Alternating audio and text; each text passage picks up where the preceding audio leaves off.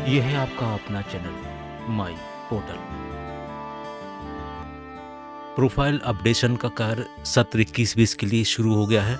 इस नए सत्र में क्या क्या जानकारी नई मांगी जा रही हैं, क्या क्या कॉलम नए जोड़े गए हैं, इन सब के लिए हम आपको दिखाते हैं ये खास वीडियो प्रोफाइल अपडेशन समग्र शिक्षा पोर्टल का। चलिए मैं शुरू करता हूं तैयारी वीडियो दिखाने की। तब तक आपसे अनुरोध है कि आप हमारे चैनल को सब्सक्राइब कर लें। समग्र शिक्षा पोर्टल, चलिए आपको बताते हैं नए सत्र के लिए कैसे प्रोफाइल अपडेट करेंगे। देखते हैं विस्तार से। वे साथी जो अपने अपने मोबाइल से छात्रवृत्ति का अपडेशन कार्य करना चाहते हैं वो भी बड़े आराम से अपनी छात्रवृत्ति का कार्य कर सकते हैं, वो भी बिना किसी दिक्कत के। और जो साथी कंप्यूटर से डेस्कटॉप से काम करना चाहते हैं उनके लिए भी ये वीडियो बहुत ही उपयोगी होने वाला है। प्रोफाइल अपडेशन के पूर्व क्या तैयारी करनी होगी ताकि हमारा काम जल्दी जल्दी पूरा होता जाए, और उसके लिए आप प्रोफाइल अपडेशन करने से पहले जो दस्तावेज हमने बताए हैं उनको आप अपने पास रख लीजिए। इसके लिए विद्यार्थी की जाति, अगर वो किसी विशेष जाति से बिलोंग करता है तो उसकी विद्यार्थी की जाति का आपको पता होना चाहिए। उसका आधार नंबर क्या है, समग्र आईडी क्या होगी, पिता की व्यवसाय की जानकारी भी इसमें भरी जाती है। पिता के जीवित या मृत के संबंध में भी एक कॉलम इसमें होता है जो आपको भरना होता है। पिता की वार्षिक आय की जानकारी भी भरी जाती है। कृषि भूमि की उपलब्धता भी लिखी जाती है। विद्यार्थी छात्रावास में रहता है या अपने निज निवास पर रहता है, इसके संबंध में भी इसमें कॉलम जोड़ा गया है। विकलांगता का भी कॉलम है। माता का व्यवसाय का कॉलम है। विद्यार्थी के अध्ययनरत भाई बहनों की संख्या जिन्हें छात्रवृत्ति मिलती है ये भी पूछा जाता है। इसके लिए भी आपको ये जानकारी एकत्रित करनी पड़ेगी। और सबसे महत्वपूर्ण जानकारी होती है बैंक खाता नंबर, बैंक का नाम, IFSC कोड। ये सब जानकारी बहुत ही ऑथेंटिक, बहुत ही विश्वसनीय रूप से आपको लेना पड़ेगी ताकि जो भी छात्रवृत्ति का कैलकुलेशंस हो वो बिल्कुल सही हो।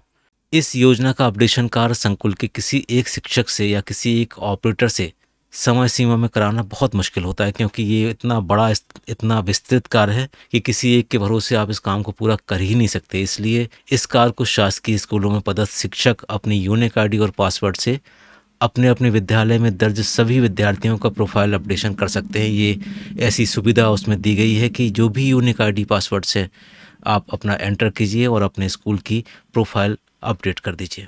चलिए शुरू करते हैं, देखते हैं पूरे कार्य को हम कैसे करेंगे कंप्यूटर स्क्रीन पर। और यही सारी प्रक्रिया आप अपने मोबाइल पर भी कर सकते हैं। उसके लिए जो भी ब्राउज़र आपके मोबाइल में उपलब्ध है उस पर आप इस साइट को खोल लीजिए और जो स्टेप आप कंप्यूटर में कर रहे हैं बिल्कुल वैसे ही स्टेप मोबाइल में करते जाएंगे तो ये काम आप मोबाइल में भी पूरा कर लेंगे। सबसे पहले ओपन करते हैं शिक्षा पोर्टल, जो कि कुछ इस तरह से दिखता है। इसके बाद हम इसको लॉगिन करेंगे। लॉगिन हमें अपना यूनिक आईडी पासवर्ड से करना है। जैसे ही लॉगिन होगा तो कुछ उस तरह की स्क्रीन आपको दिखना शुरू हो जाएगी। इसमें आप यहाँ देखेंगे कि स्टूडेंट प्रोफाइल मैनेजमेंट का ऑप्शन दिख रहा है। इस ऑप्शन को आपको क्लिक करना है।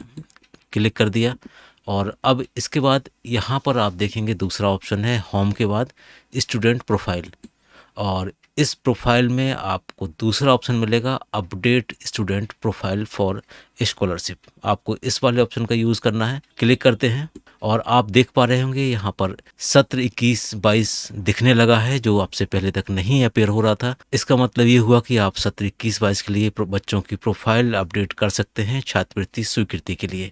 तो चलते हैं आगे। एकेडमिक ईयर हमने 21-22 लिया है। इसके बाद हमें यहाँ पर बच्चे की समग्र आईडी एंटर करना है और यहाँ पे हमने इसको शो कर दिया। अब आप देखेंगे जैसे ही हमने बच्चे की समग्र आईडी डाली यहाँ पर उस बच्चे की एकेडमिक डिटेल्स आ गई।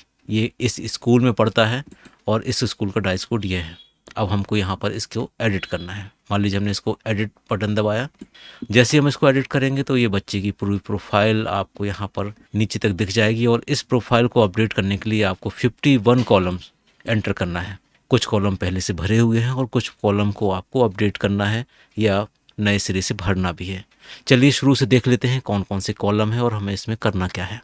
सबसे पहले बच्चे की समग्र आईडी आएगी, उसकी क्लास देख लीजिए, उसका सेक्शंस देख लीजिए। इसके बाद आपको यहाँ पर भरना है बच्चे का आधार नंबर। इसके बाद बच्चे का नाम यहाँ आएगा, बच्चे के पिता का नाम आएगा, उसका व्यवसाय आएगा। व्यवसाय एक बार बहुत अच्छी तरह से देख लीजिए जल्दबाजी में कहीं गलत व्यवसाय ना भर जाए, क्योंकि इससे भी छात्रवृत्ति में इफेक्ट पड़ता है, छात्रवृत्ति स्वीकृति में अंतर आता है। माता का नाम आएगा, इसके नीचे माता का व्यवसाय भी लिखा हुआ है। इसके आगे परिवार की वार्षिक आय लिखी हुई है, इसको भी बहुत ध्यान से भरना है, अंदाज से बिल्कुल आप ना भरें। इसके ऊपर लिखा हुआ क्या पिता स्वर्गवासी हैं, इस कॉलम पे भी आप एक बार देख लीजिएगा। इसके बाद जाति, जाति भी आप एक बार अच्छी तरह से कंफर्म कर लीजिए, जाति जो भी सही उसको भरिएगा। इसके बाद नीचे डिजिटल कास्ट सर्टिफिकेट नंबर लिखा हुआ है, यानी जो भी उसका जाति प्रमाण पत्र है उसका आपको नंबर लिखना है यहाँ पर। इसके बाद जाति लिखना है, मातृभाषा का कोड लिखना है, मध्य प्रदेश का मूल निवासी है। इस तरह से जो भी कॉलम आते जा रहे हैं आप उसको एक बार पढ़ते जाइए और उसको सही जो भी होगा उस पर टिक करना है। नीचे लिखा हुआ है बसाहट का नाम जिसमें छात्र निवास करता है। वर्तमान में शाला प्रवेश दिनांक, ये आप इसको एक बार देख लीजिएगा। कक्षा में प्रवेश की तिथि, जिन कॉलमों में कर्सर नहीं बन रहा है वो आप चेंज नहीं कर सकते हैं, सिर्फ उसको आप एक बार देख लीजिए, क्योंकि ये जानकारी पहले से भरी है और ये जानकारी सही होगी। इसके बाद जो जानकारी परिवर्तित करना है उसके लिए आप इस तरह से देखेंगे, ऑप्शंस दिख रहे हैं, आप उसमें उन जानकारियों को सही कर दीजिए। इसके बाद नीचे आप देख रहे हैं 21 नंबर कॉलम में लिखा हुआ है कितने भाई बहन हैं, आप इस कॉलम को भर दीजिए। फिर लिखा हुआ है विद्यार्थी का शाला प्रवेश क्रमांक, ये पहले से भरा हुआ है।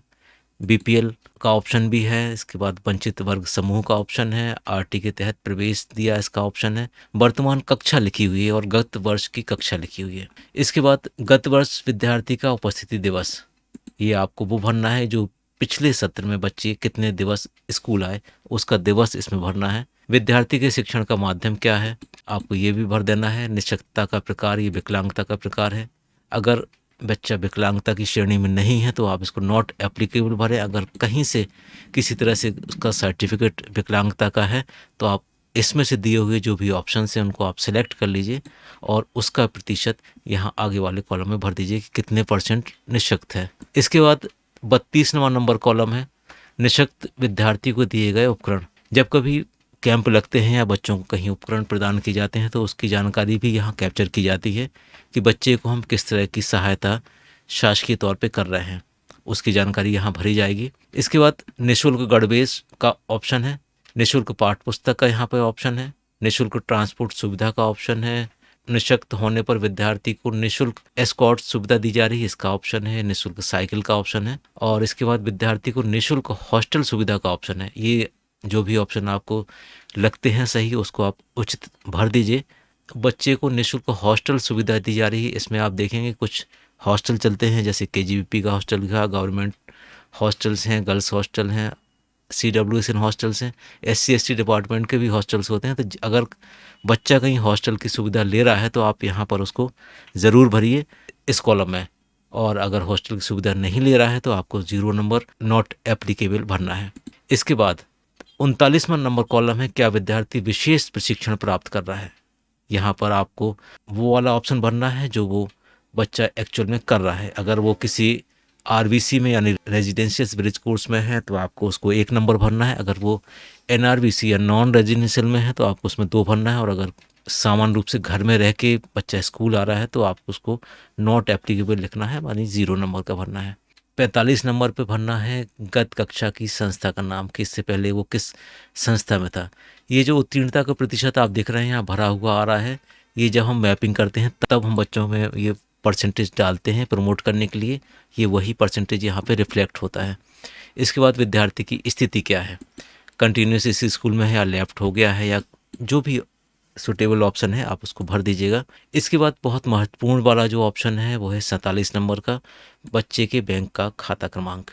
इस बैंक के खाता क्रमांक को बार बार अच्छी तरह से आप मिला लीजिए, क्योंकि जो भी राशि बच्चे के खाते में जाएगी वो इसी नंबर पे जाएगी।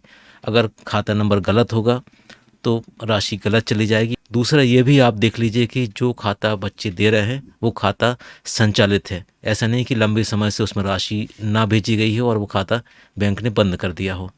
ऐसी स्थिति में असफल खाते की फिर लिस्ट बाद में आती है, बहुत सारे काम बढ़ जाते हैं हम सबके, इसलिए बैंक खाते का और IFSC कोड आप एक बार अच्छी तरह से देख लीजिए और उसके बाद उसको वेरीफाई कर लीजिए। अगर आपको लगता है यहाँ खाता नंबर गलत है तो यहाँ पर जो अगला वाला ऑप्शन आप रेड कलर में दिख रहा है, यहाँ से आप उसको अपडेट भी कर सकते हैं। इसके बाद 49वें नंबर पर है मोबाइल नंबर। इसके बाद ईमेल आईडी अगर है तो ईमेल आईडी भर दीजिए, और 51 नंबर लास्ट कॉलम है लाडली लक्ष्मी का, उसका क्रमांक आप भर दीजिए, और लास्ट में आपको कैप्चा कोड डालकर और इसको सेव कर देना है, सबमिट कर देना है। जैसे ही आप सबमिट करेंगे तो सबमिट का मैसेज आएगा और आपकी प्रोफाइल अपडेट हो जाएगी। उम्मीद है आप जितने जल्दी हो इस काम को पूरा कर लीजिए, ताकि बच्चों की छात्रवृत्ति में देरी ना हो और आपका काम भी समय से पूरा हो जाए। उम्मीद है आपको ये जानकारी अच्छी लगी होगी। मिलते हैं एक नए वीडियो में, तब तक के लिए थैंक्स फॉर वॉचिंग।